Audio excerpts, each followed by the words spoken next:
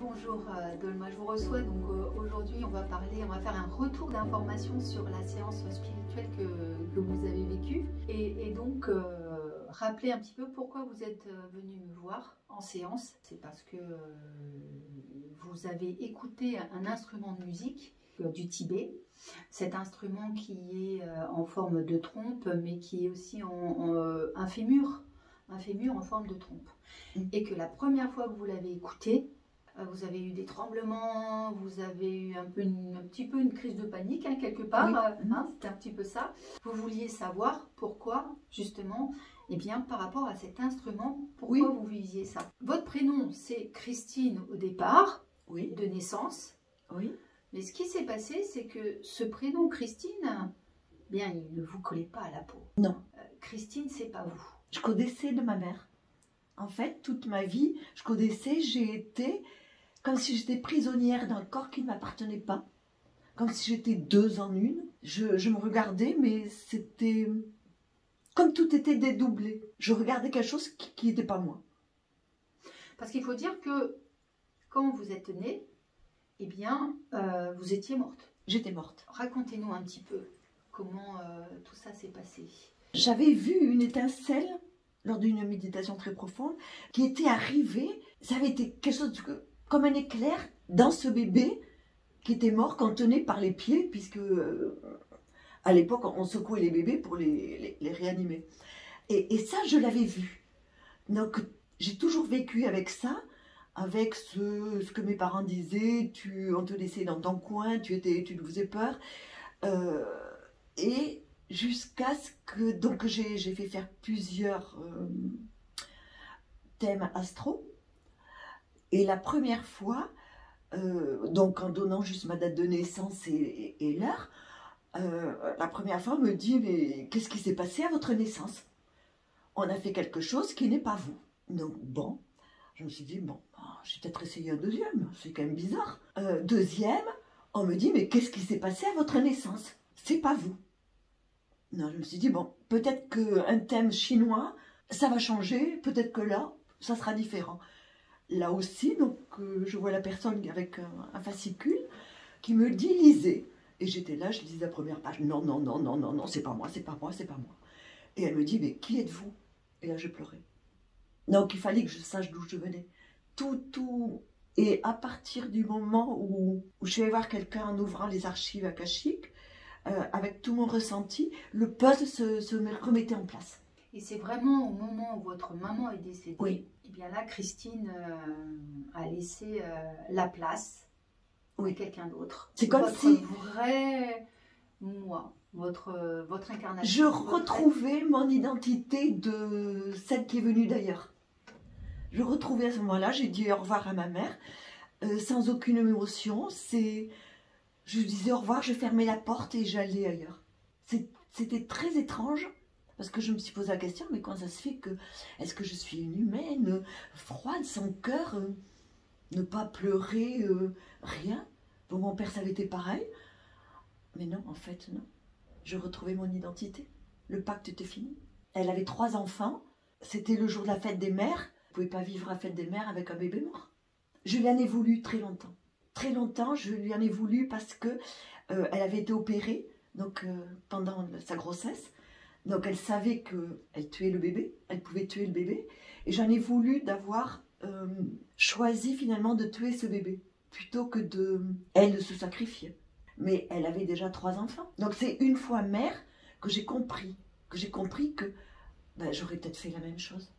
Donc vous êtes venu me voir aussi pour vivre cette expérience d'hypnose spirituelle.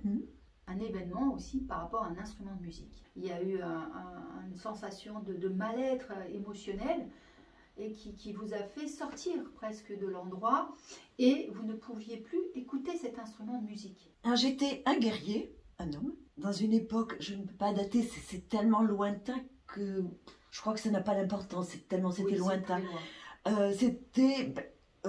Donc j'étais un guerrier et devant il y avait, donc pour la bataille, des soldats avec des instruments de musique et il y en avait un avec ce fameux instrument de musique, comme dans tous les combats il y a la musique. Et en fait, j'ai combattu et je savais que j'allais mourir. Et j'ai été tuée, mais toujours accompagnée, parce que pendant que je mourais, j'avais toujours le son de cet instrument de musique dans les oreilles, qui me poursuivait.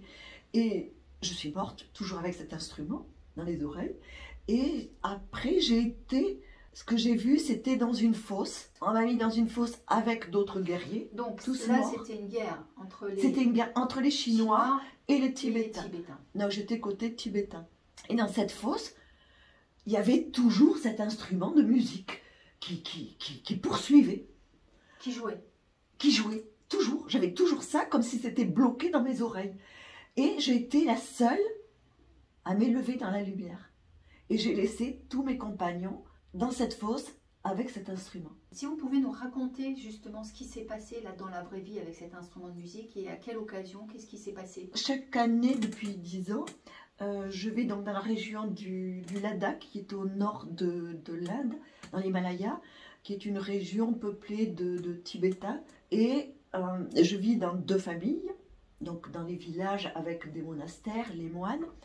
Et j'ai jamais pu assister au festival, parce qu'il y a cet instrument de musique qui me panique. Et la dernière fois où il y avait un festival, au moment où j'y étais, mon ami me dit tu viens au festival? Première question, j'ai dit je peux pas. Je peux pas. Est-ce qu'il y a des danses chamaniques? Il me dit oui. Est-ce qu'il y a des instruments de musique? Oui. Ben je peux pas. Il me dit pourquoi? Oui. Je ne sais pas. Je ne sais pas, je ne peux pas. Je me mets à pleurer, maux de ventre, terrible, la panique. Mais vous ne l'aviez pas entendu dans cette vie-là, l'instrument de musique? Ou vous l'aviez déjà entendu? Je l'avais déjà entendu juste l'année d'avant.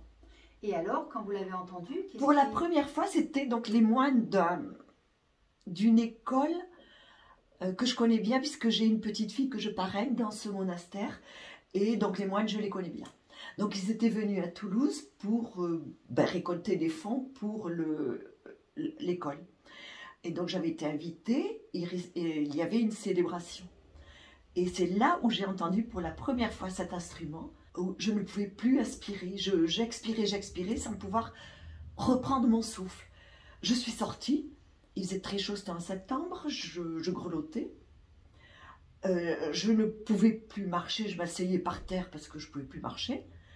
Et je me suis couchée pendant 3 jours. Ça a duré, je grelottais, froid, pleurs, enfin, sans savoir mais pourquoi. Qu'est-ce qui s'était passé avec cet instrument? Pourquoi la panique?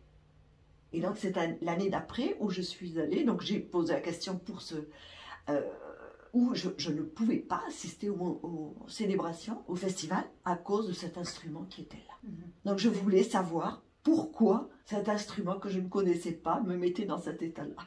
Ben oui. Donc là, vous avez eu la réponse. J'ai eu la réponse. Ça vous a permis aussi, maintenant, cette vie présente, de pouvoir faire le lien avec cette vie passée. Oui. Et de pouvoir être en paix aussi avec cet instrument-là. Par rapport aussi à la mémoire de ces soldats. À la mémoire de ces soldats, parce que j'ai été la seule à finalement sortir, enfin, que l'âme est sortie de cette fosse et est allée vers la lumière. Je suis la seule. Et en fait, oui, je culpabilisais. J'étais la seule. Là, maintenant, ça va me permettre de, quand j'entendrai à nouveau cet instrument, de me rappeler ce qui s'est passé et d'être en communion avec eux et de leur envoyer la lumière. C'est superbe. Voilà, d'être en paix maintenant. Oui, avec oui. Ça. Bien sûr, il y a eu d'autres événements aussi. Oui, il y a eu d'autres événements. Pas faire forcément partie simplement de cette terre-là, mais une reconnexion avec une autre dimension, on va dire, si on peut dire ça comme ça. Que j'ai retrouvé en fait au moment du décès de ma mère. J'ai retrouvé mon identité parce que je savais que je serais prisonnière d'un corps qui ne m'appartenait pas. Donc, ce pacte, c'était avec ma mère jusqu'à son décès. Et donc, après, je reprenais mon identité, donc cet être qui vient d'une autre planète. Donc cet ailleurs qui m'a toujours, depuis toujours, j'étais celle qui était différente. Je me souviens que j'avais un prof de français qui m'avait déjà appelé Pépin la bulle. J'étais toujours là sans être là. dans les étoiles, toujours connectée aux étoiles. Et puis au décès de ma mère, donc le pacte étant fini, je reprenais mon identité donc pour la mission qui m'a été redite pendant cette séance d'hypnose et qui est très forte en ce moment. Oui. Et qui fait partie donc de ce peuple. De ce peuple, donc de Sirius, qui est une étoile de la constellation d'Orion, qui est la plus proche de la Terre, mais qui est une étoile. Alors je me suis amusée à photographier cet été, et sur mon appareil photo, sur mon téléphone, ben en fait elle clignote. J'ai essayé avec d'autres planètes, mais ça fait pas ça. Donc elle clignote. Donc il y a eu cette reconnexion-là durant la séance. Oui. Hein, avec ces êtres. Voilà, si vous pouvez un peu les décrire justement par rapport alors, ces êtres, ils sont... C'est peut-être pour ça que j'ai cet œil autour du cou d'ailleurs. Oui, parce que là, on peut voir que vous avez un œil une agate. Hein, et à la forme d'un œil. Hein, donc les êtres de Sirius sont des êtres qui sont très grands, filiformes, qui ont une enveloppe qui les entoure de... Comment dire, c'est comme une cristalline, mais très lumineuse. Et ils se reconnaissent parce qu'au milieu du front, ils ont un cristal très pur qui rayonne, qui est imbriqué dans le front. Et ils se reconnaissent en se touchant par le front, par ce cristal. Et toute la planète de Sirius, c'est très, très, très lumineux. Que du blanc, mais très, très pur. Et puis là, il vous accompagnait donc. Donc en fait, oui, j'ai été toujours accompagnée. Je ne suis pas venue toute seule. Donc, comment on peut dire, un ange gardien. De vous incarner dans ce corps, Christine, oui, c'était aussi de vivre la compassion. De vivre la compassion. C'est ce qu'on me demandait. Et d'accompagner cette maman. Oui, d'accompagner cette maman. Et de retrouver votre identité, votre vraie identité, à partir du moment où votre maman est partie. Mais je revenais avec une seule mémoire qui était le Tibet. Et il y a eu un accompagnant aussi. Et j'avais un accompagnant que je devais retrouver. Là aussi, dès que je retrouverai mon identité d'être de lumière et qui m'accompagne, que j'ai retrouvé là-bas. Donc là, vous sentez que par rapport à ce temps-là, hein, de cette incarnation-là, eh bien, on est accompagné aussi, et que tous les êtres, en tout cas, voilà, on va dire un peu ces êtres de lumière, tous ces êtres-là qui sont nés ici pour s'incarner là, et puis être peut-être un peu des résistants, ou en tout cas faire augmenter les vibrations. Oui, ils sont venus, ils viennent en fait pour apporter la lumière et apporter des vibrations pour que la Terre s'élève, que l'éveil se fasse plus rapidement. Et donc moi, ma mission, c'était d'être vue et entendue. Et il faut savoir l'écouter parce que les informations que j'avais eues, c'est que il y en a beaucoup qui viennent, mais peu acceptent cette mission et se perdent en fait. Et donc moi, j'ai la chance d'être accompagnée par cette reconnaissance et puis par un ange gardien qui vient aussi de Sirius, donc qui a toujours été là, et c'est peut-être ça qui m'a permis d'être toujours dans cette mission, même si c'est difficile, surtout en ce moment, mais je sais que je ne suis pas toute seule et je l'ai accepté avec ses difficultés, je l'accepte. Merci Dolma.